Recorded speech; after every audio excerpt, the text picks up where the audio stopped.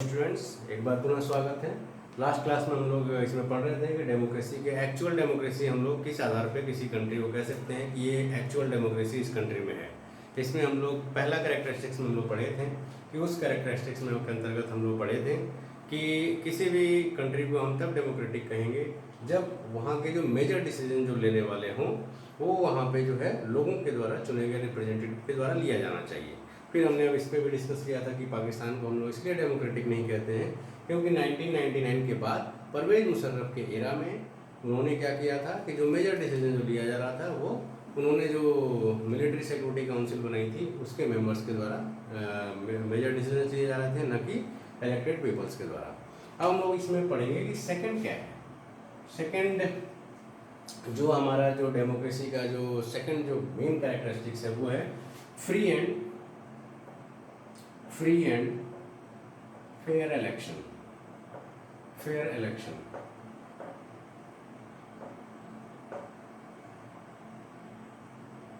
Elections इसमें क्या है कि मैं अभी पहले ही पिछले क्लास में डिस्कस किया था कि हर देश में चुनाव होते हैं। जो डेमोक्रेटिक नहीं है वहाँ भी चुनाव होते हैं और वहाँ भी जो रूलर चुने जाते हैं वो जनता के द्वारा ही चुने जाते हैं। लेकिन कोई ज़रूरी नहीं है कि वो जो इलेक्शन हो रहा है वो फ्री एंड फेयर हो, मतलब स्वतंत्र इलेक्शन होना चाहिए, यह जरूरी होना चाहिए। अगर वो स्वतंत्र इलेक्शन नहीं है, निष्पक्ष नहीं है, फेयर नहीं है, धांधली के द्वारा इलेक्शन किया गया है, तो उस तरह के इलेक्शन को हम लोग नहीं कहेंगे कि ये जो है यहाँ डेमोक्रेसी पूर्णतः लागू है। जैसे इसमें एक हम लोग केस देखते हैं चाइना का। अब चाइना में क्या है, अपना पड़ोसी देश है। चाइना में क्या है, अगर इलेक्शन लड़ना है तो वहाँ पे एक ही पार्टी है, communist party of China. Communist party of China,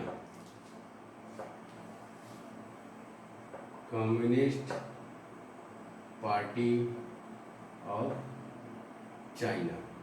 इसमें क्या है, चाइना में अगर आपको इलेक्शन लड़ना है तो मात्र यही एक पार्टी है या इसकी जो छोटी मोटी जो सहयोगी पार्टियां हैं उन्हीं को केवल ये अधिकार है कि वो इलेक्शन लड़ पाए। इसका मतलब ये कि सरकार जब भी बनेगी तो इसी पार्टी की बनेगी।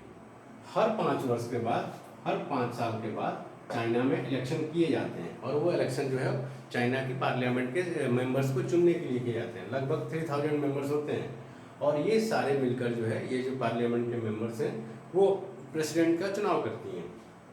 लेकिन शर्त ये है कि जो मेंबर्स जिसको चुनाव लड़ना है वो चुनाव लड़ने से पहले कम्युनिस्ट पार्टी ऑफ चाइना का मेंबरशिप लेगा। दूसरी बात ये कि कम्युनिस्ट पार्टी ऑफ चाइना के पास ही जो है ये पावर रहता है कि वो जो है गवर्नमेंट बना पाए। दूसरी पार्टी के पास ये ऑप्शन ही नहीं रहता है। तो इसका मतलब ये कि लोगों के पास यहाँ पे ये ऑप्शन ही नहीं होता है कि अगर कम्युनिस्ट पार्टी ऑफ चाइना से वो नाराज़ हो गए हैं या उसकी नीतियों को पसंद नहीं कर रहे हैं तो उनके पास ये ऑप्शन नहीं रहता है कि वो किसी दूसरी पार्टी को चुन पाए, क्योंकि इस तरह का पाकिस्तान में ऐसा बनाया गया है। तो यहाँ इलेक्शन तो यहाँ भी हो रहा है, पर हम कहेंगे कि चूंकि वहाँ पे लोगों के पास ऑप्शन नहीं है, विकल्प नहीं है, विकल्पहीनता की स्थिति है, तो इसलिए हम कहेंगे कि चाइना में एक्चुअल डेमोक्रेसी नहीं है। इसी तरीके का एक केस अगर हम लें, हम लोग लें मैक्सिको का। ये मैक्सिको जो कंट्री है ये तुम्हारा साउथ अमेरिका में है। साउथ अमेरिका हमारा एक कॉन्टिनेंट है और इस साउथ अमेरिका कॉन्टिनेंट में ही जो है वो मैक्सिको है।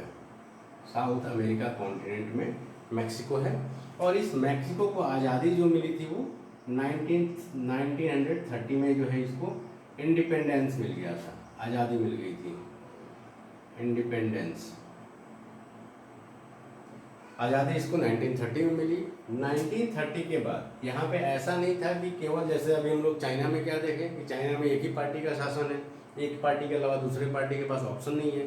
पर यहाँ पे क्या है, 1930 के बाद जो है 2000 तक अगर हम देखें यहाँ पे तो 2000 तक क्या है, एक ही केस था। केस क्या था, यहाँ पे अलग अलग पार्टियां इलेक्शन तो लड़ सकती थी लेकिन 2000 तक एक ही पार्टी जो है वहाँ पे लगातार चुनाव जीतती गई और चुनाव वही जो है वहीं पे उसी की सरकार भी बन रही है।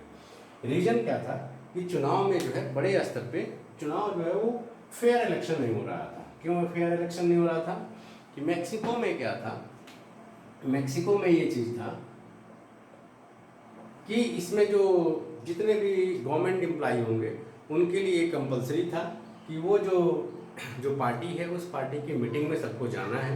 टीचर्स को, प्रोफेसर्स को ये कहा जा रहा था कि आप अपने स्टूडेंट्स को कहिए या आप उन स्टूडेंट्स के पेरेंट्स को कहिए कि वो जो है उसी पार्टी को वोट दें।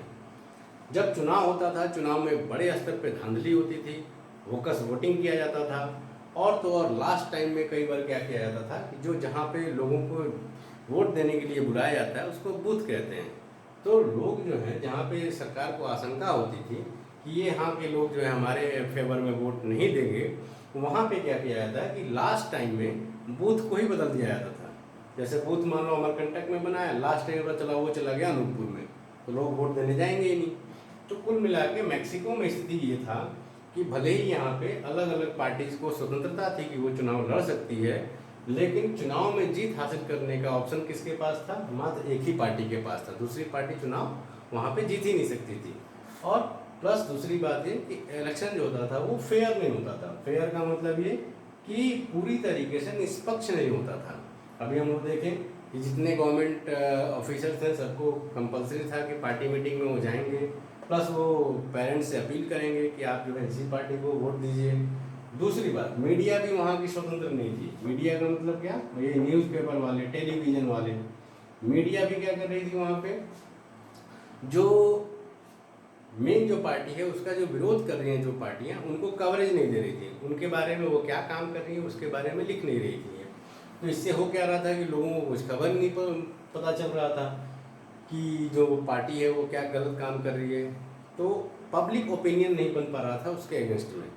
इसलिए जो है हम ना तो चाइना को कहेंगे कि डेमोक्रेटिक एक्चुअल डेमोक्रेसी ना ही चाइना में, और ना ही 2000 तक जो है मैक्सिको को ही हम लोग कहेंगे कि यहाँ भी जो है वो क्या था, एक्चुअल डेमोक्रेसी नहीं था। असल में क्या होता है कि डेमोक्रेसी में एक चीज़ और है कि यूनिवर्सल फ्रेंचाइजी की बात करते हैं हम लोग। यूनिवर्सल फ्रेंचाइजी मतलब सार्वभौम वयस्क मताधिकार। यूनिवर्सल फ्रेंचाइजी मतलब एक मिनिमम एज के बाद सभी लोगों को, चाहे वो अमीर हो, गरीब हो, पुरुष हो, स्त्री हो, सभी लोगों को वोटिंग राइट्स दिया जाए। इस तरह के वोटिंग राइट्स को हम लोग यूनिवर्सल फ्रेंचाइजी या सार्वभौम वयस्क मताधिकार कहते हैं। आमतौर पर सिद्धांततः जो है ऑल ओवर वर्ल्ड में इसको माना गया है कि इस तरह का ही वोटिंग राइट सबको मिलना चाहिए। इंडिया में भी क्या है, 18 ईयर्स से ऊपर के जितने भी लोग होंगे उन सारे लोगों को जो है जैसे ही 18 ईयर्स के होंगे, चाहे वो गरीब किसान का बेटा हो, चाहे वो इंडस्ट्रिस्ट का बेटा हो, चाहे वो लेडीज हो, जेंट्स हो, वो सभी लोगों को जो है राइट्स दिया गया वोटिंग।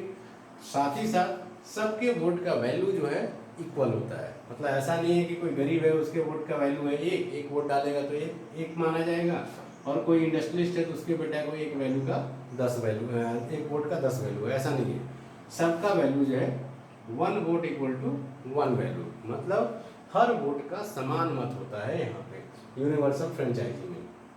लेकिन हाल तक हम लोग देखे हैं कि कई देशों में व्यवहार में देखने में आता है कि कई सारे देशों में यूनिवर्सल फ्रेंचाइजी का पालन नहीं किया जाता है। जैसे 2015 तक सऊदी अरबिया में वुमेन्स को वोटिंग राइट्स नहीं दिया गया था। सऊदी अरबिया, ये जो सऊदी अरब देश है उसमें वुमेन्स को वोटिंग राइट्स नहीं दिया गया था।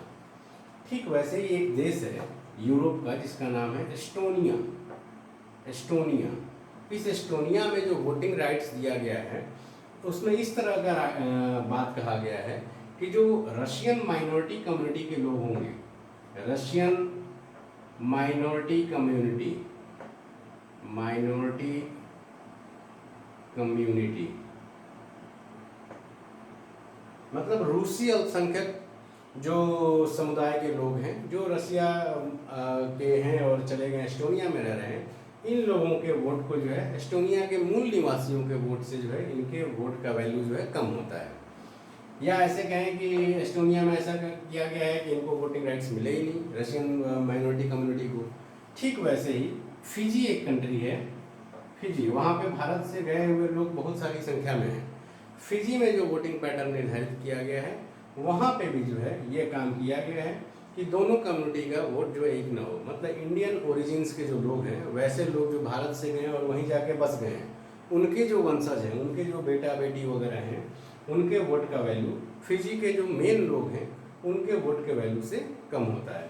तो इसका मतलब यूनिवर्सल फ्रेंचाइजी अभी भी हम लोग देख रहे हैं कि कई जगह पे नहीं पालन किया जा रहा है। तो हम लोग एक्चुअल डेमोक्रेसी तब मानेंगे जब दूसरा कैरेक्टरिस्टिक्स वहाँ पे हो, महज इलेक्शन ही ना हो, बल्कि इलेक्शन के अलावा वो इलेक्शन कैसा होना चाहिए, फ्री होना चाहिए। फ्री का मतलब स्वतंत्र रूप से होना चाहिए, मतलब ऐसा नहीं जिसको मर्जी हो उसको जो है इलेक्शन लड़ने का मौका मिलना चाहिए, सरकार बनाने का उसके पास मौका मिलना चाहिए। पब्लिक के पास ये मौका होना चाहिए कि अगर सरकार उसके अगेंस्ट में हो या सरकार उसके अनुकूल काम नहीं करती है तो वैसे सरकार को लोग हटा सकें। प्लस इलेक्शन जो है फेयर होना चाहिए, मतलब यूनिवर्सल फ्रेंचाइजी मिलना चाहिए, चुनाव में कोई धांधली नहीं होना चाहिए। तो ये सेकंड वाला हमारा कैरेक्टरिस्टिक्स है कि अगर इस तरह की चीज़ें पालन हो रही हैं तो हम कहेंगे कि वहाँ पे एक्चुअल डेमोक्रेसी है। नेक्स्ट जो हम लोग पढ़ेंगे इसका कैरेक्टरिस्टिक्स वो अगले क्लास में पढ़ेंगे। Thank you.